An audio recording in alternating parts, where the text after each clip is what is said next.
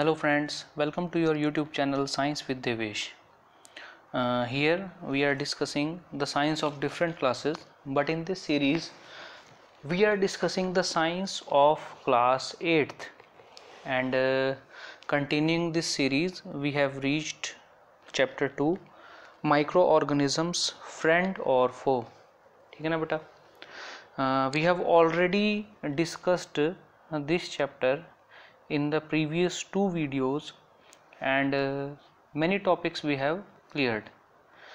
We have also discussed that what are microorganisms, how do they reproduce, where do they reproduce, in what type of climate they can live, and we have also figure out some of the advantages of these microorganisms in food, in commercial uses, ठीक है ना, in vaccines. We have already discussed in the previous two videos. If you are new to this channel, then check out those videos and then come to this, because you can understand everything when you come from a series. ठीक है ना, when you watch all the series, then you can understand all the things very easily. After discussing all the advantages, today we are going to discuss one of the very important advantage of microorganisms. And what is that? That is, microorganisms are used to increase soil fertility.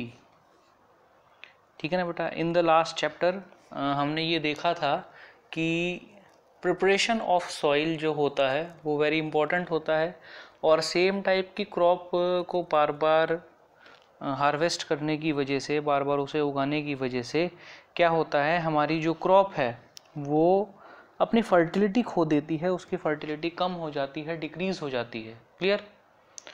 Today we are going to discuss that how these microorganisms increase the soil fertility. ठीक है ना? बहुत important है हमारे लिए ये कि ये जो माइक्रो ऑर्गेनिजम्स हैं ये क्या काम कर रहे हैं, हमारी सॉइल की जो फर्टिलिटी चली जाती है उसे ये वापस ला कर देते हैं. कैसे देते हैं? हमने एक चीज़ देखी थी कि हमारा जो एनवायरनमेंट है उस एनवायरनमेंट में एक बड़ी इम्पॉर्टेंट चीज़ होती है, और वो चीज़ है नाइट्रोजन. और यही नाइट्रोजन हमारी सॉइल को फर्टाइल बनाने के लिए भी बहुत इम्पॉर्टेंट होती है, ये भी हम जानते हैं. ठीक है? तो ये माइक्रोब्स क्या करते हैं?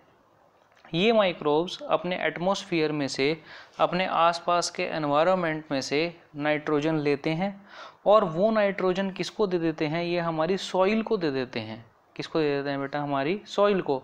जिसकी वजह से सॉइल में नाइट्रोजन की जो परसेंटेज है वो बढ़ जाती है, और ये परसेंटेज बढ़ने की वजह से जो हमारी सॉइल है वो ज़्यादा से ज़्यादा फर्टाइल बनती है. ठीक है? क्लियर? अब ये माइक्रोब्स क्या कर रहे हैं?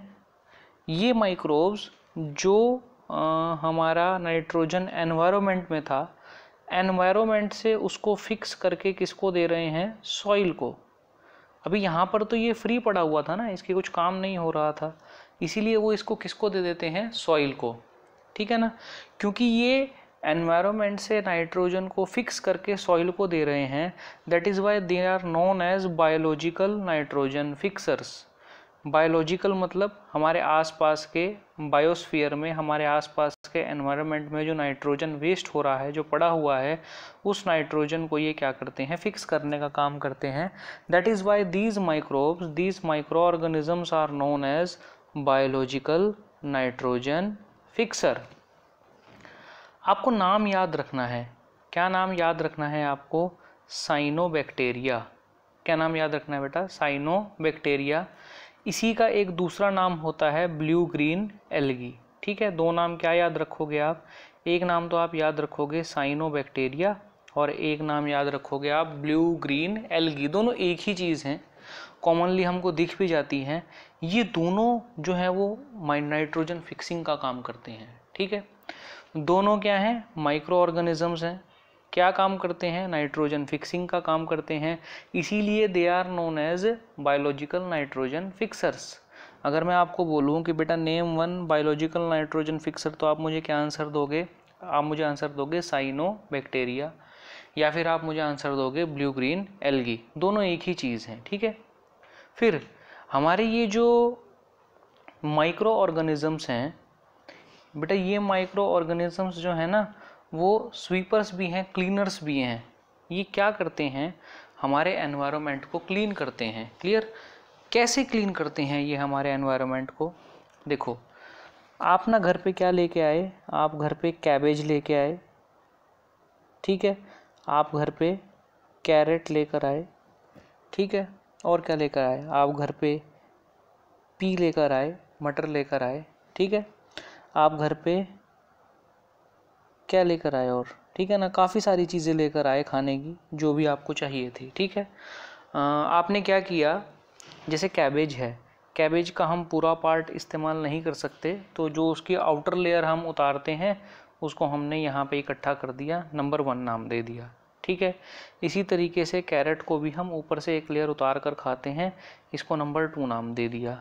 पी में भी जो मटर के दाने होते हैं हम सिर्फ उसको यूज़ करते हैं, बाहर का जो छिलका है उसको इस्तेमाल नहीं करते, नंबर 3 नाम दे दिया। कुछ फ्रूट्स भी लेकर आए, जैसे बनाना लेकर आए, ठीक है, इसका जो बाहर का लेयर था, जो वेस्ट था, उसको नंबर 4 नाम दे दिया।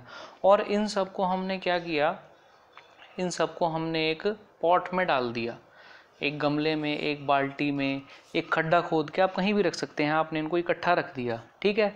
और डेली आपने इनको ऑब्जर्व किया, first day, second day, third day. जो फर्स्ट डे था उसके अंदर कैबेज ग्रीन कलर की थी, ठीक है ना, जो कैरेट का पील था वो रेड कलर का था, पी का जो आउटर लेयर है वो भी ग्रीन कलर की थी, बनाना जो है वो येलो कलर का था, जो भी लेयर थी। सेकेंड डे आपने देखा इनका रंग फेड होने लगा, ठीक है। थर्ड डे आपने देखा ये थोड़ा ब्लैकिश टाइप का इनका कलर होने लगा। आगे जाके फोर्थ डे, फिफ्थ डे, 10-15 दिनों के बाद आपने जाके देखा भाई इसमें से काफ़ी सारा जो मैटर है वो क्या हो चुका है, वो ख़त्म हो चुका है, वो हमें दिखाई नहीं दे रहा, ठीक है। उसके लिए हम एक वर्ड का यूज़ करते हैं, उसके लिए हम वर्ड बोलते हैं बेटा डीकम्पोज। डीकम्पोज हो गया वो, मतलब जैसे मटर है, ठीक है, मटर का जो छिलका था वो सिंगल थोड़ी ना था, वो अलग अलग छोटे छोटे पार्टिकल से मिलके बना हुआ था, ठीक है। उसके अंदर वाटर भी था, उसके अंदर कुछ मैटर भी था। तो क्या हुआ, डिकम्पोज होने का मतलब है कि उसके अंदर जो जो चीज़ें थी वो एनवायरनमेंट में जो जो थी वो वहाँ चली गई। तो ये हुआ कैसे, ये हुआ ऐसे कि जब भी हम कोई ऐसा वेस्ट मटेरियल कहीं पर भी डाल देते हैं, कहीं पर भी उसको इकट्ठा करते हैं, तो होता क्या है, उस वेस्ट मटेरियल को जो हमारे माइक्रोब्स हैं, क्या है बेटा, जो हमारे माइक्रोब्स हैं वो यूज़ करते हैं as what, as their food. वो हमारे इस जो भी वेस्ट है उसको फूड की तरह यूज़ करते हैं। दिखाई तो हमें देते नहीं हैं, इसीलिए हमको जो भी हमने वेस्ट डाला उसे वो धीरे धीरे स्लोली स्लोली ईट करते हैं, खा लेते हैं, ठीक है। यही जो माइक्रोब्स का एक्शन है वो क्या काम करता है, वो हमारे इस वेस्ट को कन्वर्ट कर देता है किसमें, मैन्यूर में, ठीक है ना। समझ में आई बात? जो डिकम्पोजिशन है वही क्या है, हमारे इस वेस्ट का किस में कन्वर्ट हो जाना, मैन्यूर में कन्वर्ट हो जाना। समझ में आई बात? समझ में आई कि नहीं आई? It is clear? Yes, it is clear. क्या सिर्फ प्लांट्स का जो वेस्ट है क्या सिर्फ उसी का मैन्यूर बनता है? नहीं। आपने देखा होगा सड़क के किनारे कभी छोटे छोटे एनिमल्स जो होते हैं ना वो मर जाते हैं, ठीक है, जैसे कोई कुत्ता मर गया, कुत्ते का छोटा बच्चा मर गया, ठीक है। ऐसे हमने सड़क के किनारे किसी न किसी एनिमल को मरा हुआ देखा होगा और रोज़ हम वहाँ से गुजरते होंगे तो कोई उनको उठाता भी नहीं होगा। तो हम क्या देखते हैं, 3 से 4 दिन के बाद वो धीरे धीरे ख़त्म होना स्टार्ट हो जाते हैं। जैसे ऊपर से ख़त्म हो जाएंगे, फिर हमें ख़त्म होते होते होते होते लास्ट में सिर्फ उनकी क्या बचेंगी, बोन्स बचेंगी। तो ये क्या हुआ, क्या कोई जादू हुआ? नहीं, कोई जादू नहीं हुआ। जो माइक्रो ऑर्गेनिजम्स थे उन्होंने उन एनिमल्स को जो मर गए थे, जो डेड थे, उनको एज ए फूड प्रोडक्ट इस्तेमाल कर लिया, उनको डीकम्पोज कर दिया और किस में कन्वर्ट कर दिया, मैन्यूर में। किस में कन्वर्ट कर दिया बेटा उसको, मैन्यूर में। समझ में आई बात, क्लियर हुई ये बात, ठीक है। तो क्या होता है, माइक्रो ऑर्गेनिजम्स क्या कर रहे हैं, जो भी हमारे एनवायरनमेंट में वेस्ट पड़ा हुआ है, जो भी हमारे एनवायरनमेंट में क्या पड़ा हुआ है बेटा, वेस्ट पड़ा हुआ है, उस वेस्ट को वो डिकम्पोज कर रहे हैं, खा रहे हैं, ठीक है ना। तो कचरे को साफ कर रहे हैं ना, तो कचरे को साफ करने का मतलब क्या है कि वो क्या कर रहे हैं बेटा, वो क्लीनिंग कर रहे हैं, ठीक है। इसीलिए माइक्रोब्स क्या करते हैं, क्लीन करते हैं। किसको क्लीन करते हैं, हमारे एनवायरनमेंट को। लेकिन अगर हम वही जो हमारा खड्डा था, वही जो हमारा पॉट था, उसके अंदर हम कुछ और चीज़ें डालें, जैसे हम क्या डालें, हमारे घर पे जो वेस्ट पॉलीथीन बैग्स पड़े हुए हैं वो डालें, जो खाली प्लास्टिक की बॉटल्स हैं वो डालें, जो टूटे हुए प्लास्टिक के खिलौने हैं वो डालें, तो उनको चाहे हम 10 दिन रखें, 15 दिन रखें, 1 महीना रखें, 1 साल रखें, 10 साल रखें, चाहे 100 साल रखें, वो कभी भी डिकम्पोज नहीं होंगे, जैसे हैं वैसे ही पड़े रहेंगे। इसीलिए क्यों ऐसा होता है, क्योंकि जो माइक्रो ऑर्गेनिजम्स है वो एक्शन नहीं कर सकते किसके ऊपर, ऐसे प्लास्टिक वेस्ट के ऊपर। इसीलिए हमको ऐसा सिखाया जाता है, हमारे स्कूल में भी सिखाया जाता है, हमने अपने बड़ों से भी सुना होगा, हमने टीवी पर भी देखा होगा, कार्टून्स के थ्रू भी ये सिखाया जाता है कि प्लास्टिक का मिनिमम यूज़ करना चाहिए। घर से जब हम कुछ सामान लेने जाते हैं तो हमें घर से अपना जो बैग है, जो कपड़े का बैग है, वो ले जाने में शर्माना नहीं चाहिए। क्योंकि अगर हम एक प्लास्टिक डेली कम यूज़ करेंगे तो मैं 1 साल में 365 कम प्लास्टिक वेस्ट प्रोड्यूस करूँगा, ठीक है ना। तो ऐसे करते करते करते करते जब आपको 10 साल हो जाएंगे तो आप 3650 प्लास्टिक वेस्ट कम इस्तेमाल करोगे, और आपके जैसे जब 100 लोग हो जाएंगे तभी ये जो क्वांटिटी है वो 36 लाख के अराउंड चली जाएगी। तो ऐसा नहीं है कि आप अकेले कुछ नहीं कर सकते, आप भी बहुत कुछ कर सकते हैं, ठीक है। तो यूज़लेस प्लास्टिक क्यों, क्योंकि बेटा ये डिकम्पोज नहीं होती, ये कभी भी ख़त्म नहीं होती, ये सिर्फ़ और सिर्फ क्या करेगी, हमारे एनवायरनमेंट में वेस्ट को बढ़ाएगी, ठीक है। तो इसीलिए माइक्रो ऑर्गेनिजम्स क्या करते हैं, क्लीनिंग का काम करते हैं। जो भी डेड प्लांट्स और एनिमल्स होते हैं उनको डिकम्पोज करके किस में कन्वर्ट कर देते हैं, सिंपल सब्सटेंसेस में, मैन्योर में, जो हम फार्म्स में यूज़ कर सकते हैं, ठीक है। तो अब तक हमने इसके बहुत सारे अच्छे यूजेस देखे कि माइक्रो ऑर्गेनिजम्स हमें कहाँ कहाँ हेल्प कर रहे हैं, लेकिन यही माइक्रो ऑर्गेनिजम्स होते हैं बेटा जो हमारे लिए हार्मफुल भी होते हैं, क्लियर। तो अब ये माइक्रो ऑर्गेनिजम्स हमारे लिए हार्मफुल कैसे हैं, इसके बारे में हम थोड़ी सी बात करते हैं, ठीक है। सबसे पहले तो ये जो माइक्रो ऑर्गेनिजम्स होते हैं ये क्या करते हैं, ये डिजीज़ क्रिएट करते हैं। क्या क्रिएट करते हैं, डिजीज़ क्रिएट करते हैं। किस किस में डिजीज़ क्रिएट करते हैं, ह्यूमन बींग्स में भी करते हैं, प्लांट्स में भी करते हैं, और एनिमल्स में भी करते हैं, ठीक है। समझ में आई बात। तो हमने बहुत सारे माइक्रो ऑर्गेनिजम्स तो क्या देखे, ऐसे माइक्रो ऑर्गेनिजम्स देखे जो हमारे लिए हेल्पफुल हैं, लेकिन ऐसे माइक्रो ऑर्गेनिजम्स जो किस किस में, प्लांट्स में, एनिमल्स में और ह्यूमन बींग्स में, तीनों में ही डिजीज़ क्रिएट कर रहे हैं, उनको कुछ ना कुछ डिजीज़ दे रहे हैं, ऐसे माइक्रो ऑर्गेनिजम्स को हम कहते हैं बेटा पैथोजेंस। क्या कहते हैं, पैथोजेंस, ठीक है। कुछ माइक्रो ऑर्गेनिजम्स ऐसे होते हैं जो हमारे फूड को ख़राब कर देते हैं, स्पॉइल अवर फूड, हमारे कपड़ों को ख़राब कर देते हैं। घर में अगर लेदर के शूज़ हैं या लेदर की जैकेट है या लेदर की कोई और चीज़ है, पर्स है, उसको ख़राब कर देते हैं, उसको हार्म कर देते हैं, ठीक है। तो वो सभी भी क्या हैं, हमारे pathogens. Why are they called pathogens, because those micro organisms will make a person, plant और animal diseased, that is why we call them pathogens. तो हमने कैटेगरी बना दी, कुछ तो हमारे यूज़फुल माइक्रो ऑर्गेनिजम्स हैं और जो यूज़फुल नहीं हैं, जो हार्मफुल हैं, उन सभी को हम क्या बोलते हैं, पैथोजेंस। क्या बोलते हैं, पैथोजेंस, क्लियर। अब पैथोजेंस क्या करते हैं? पैथोजेंस सबसे पहले हमारी बॉडी में एंटर करते हैं। अब जब भी मैं पैथोजेंस बोल रहा हूँ तो आपको ये क्लियर होना चाहिए कि that is what, that is micro organisms. But कौन से? वो माइक्रो ऑर्गेनिजम्स जो हमें डिजीज़ कर रहे हैं, जो हमें डिजीज कर रहे हैं, जो हमें बीमार कर रहे हैं। ठीक है, तो पैथोजेंस हमारी बॉडी में कैसे एंटर हो सकते हैं? जो एयर हम ब्रीद कर रहे हैं, जो सांस हम ले रहे हैं, वहाँ से एंटर हो सकते हैं। जो पानी हम पी रहे हैं, वट वी ड्रिंक, ठीक है, तो वाटर वी ड्रिंक, उससे वो हमारी बॉडी में एंटर कर सकते हैं। या फिर जो फूड हम खा रहे हैं, द फूड वी ईट, उससे भी वो हमारी बॉडी में एंटर कर सकते हैं। तो हमने कितने रास्ते देखे पैथोजेंस के हमारी बॉडी में एंटर करने के? सबसे पहला तो एयर, दूसरा हमने देखा फूड, तीसरा हमने क्या देखा? वाटर। तो ये 3 तरीके हमने देख लिए। चौथा भी एक तरीका है, क्या है वो? Infected person. अगर हम किसी इन्फेक्टेड पर्सन के कांटेक्ट में आ जाते हैं, समझो किसी को ज़ुकाम है, ठीक है ना, किसी को फ्लू है, कोल्ड है, हम उसके कांटेक्ट में आ गए, अब उसने क्या करी? बहुत ज़ोर से एक छींक मारी, उसकी गलती थोड़ी ना है, ये तो उसको ज़ुकाम है इसलिए छींक तो आएगी। तो उसने जब बहुत ज़ोर से छींक मारी तो क्या हुआ? उसके अंदर जो पैथोजेंस प्रेजेंट थे, उसके अंदर जो माइक्रो ऑर्गेनिजम्स प्रेजेंट थे, वो ड्रॉप्स की फॉर्म में बाहर निकले, बहुत छोटी ड्रॉप्स जो हमें दिखाई भी नहीं देती, और वो एयर में मिक्स हो गए।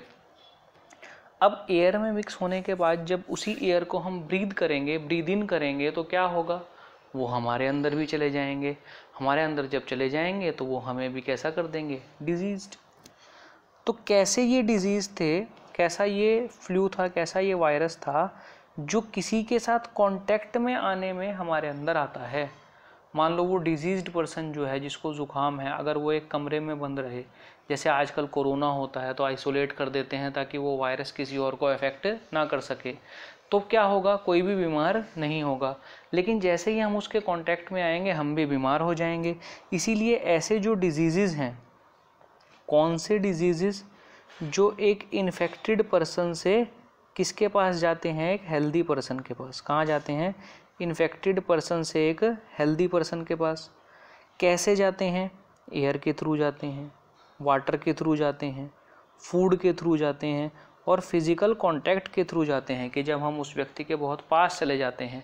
तो ऐसे ट्रांसफ़र होने वाले जो डिजीज़ हैं उसको बेटा हम क्या बोलते हैं? Communicable disease.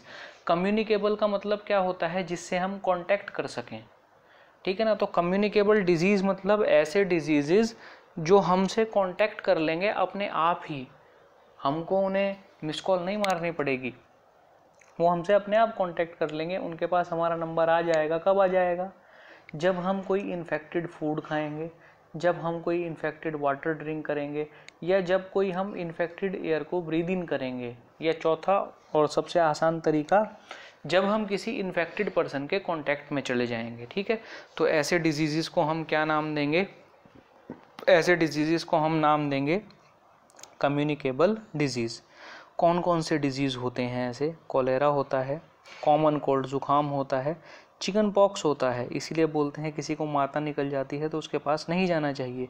ट्यूबरकुलोसिस, टीबी होता है। ठीक है, जब ऐसा पर्सन, मैंने आपको बताया ना, वो जब स्नीज़ करेगा, छींकेगा, बोलेगा, तो जो ड्रॉपलेट्स हैं वो एक ड्रॉप में भी हज़ारों वायरस होते हैं, तो हमको तो एक ही चाहिए, अंदर जाके अपने आप रिप्रोड्यूस हो जाएगा वो। ठीक है, तो वो हेल्दी पर्सन में जाते हैं और हेल्दी पर्सन में जाके उसको कैसा कर देते हैं? डिजीज्ड कर देते हैं। समझ में आई बात? क्लियर हुई ये बात? ठीक है, अब ये तो हमने 4 कैरियर देखे थे। कौन कौन से? हमने फूड देखा, वाटर देखा, एयर देखा, और उस इन्फेक्टेड पर्सन के कांटेक्ट में जाना, ये भी एक कैरियर है। लेकिन और भी बहुत सारे कैरियर्स हैं। जैसे एक कैरियर है हमारा हाउस फ्लाई। हाउस फ्लाई क्या होती है बेटा? जो हमारे घर में मक्खियाँ होती हैं ना, उनको हाउस फ्लाई बोलते हैं इंग्लिश में। तो हाउस फ्लाई क्या करती हैं? बाहर जो डस्ट है, जो गंध है, जो कूड़ा है, जो कचरा है, जो ह्यूमन बीइंग्स और एनिमल का वेस्ट है, वो उसके ऊपर बैठती है। ठीक है ना। अब वो जो पैथोजेंस हैं वो वहाँ से उस फ्लाई के ऊपर चिपक जाते हैं। फ्लाई को तो वो नुकसान पहुँचा नहीं रहे, लेकिन वहाँ से वो फ्लाई के पैरों पे चिपक गए। ठीक है, अब वही फ्लाई हमारे घर में आती है और जो अनकवर्ड फूड रखा होता है उसके ऊपर बैठ जाती है।